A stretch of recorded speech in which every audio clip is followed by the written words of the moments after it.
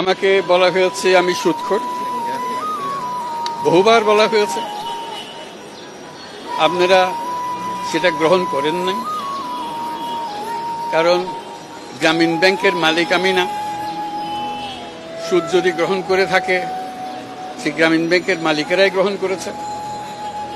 আমি যখন গ্রামীণ ব্যাংক থেকে আমাকে যখন বের করে দেওয়া হয়, তখন গ্রামীণ ব্যাংকের ৯৭% সদস্যের মালিক ছিল, গ্রামীণ ব্যাংকের মালিক ছিলেন তারা। ৯৭% মালিকানা আমাদের সদস্যদের কাছে ছিল।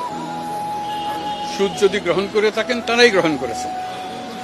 আমি একজন কর্মচারী মাত্র, সেটা আপনারা জানতেন। আমি গ্রামীণ ব্যাংকের মালিক ছিলাম না কখনো, কাজে আপনারা সেটা গ্রহণ করেন না। আমাকে বলা হয়েছে আমি গরিবের রক্তচোষা, সেটাও আপনারা গ্রহণ করেন নাই। রক্ত চুষতে হলে যেটা করতে হয়, সেরকম কাজ আমি করি নাই, আপনারা দেখেছেন। আমি ১ কোটি গরিব মানুষকে একটা ব্যাংকের মালিক বানিয়েছি। চুষবো কোথার থেকে? তাদেরকে মালিকানা দিয়েছি, আর কেউ তো দেন এই পর্যন্ত।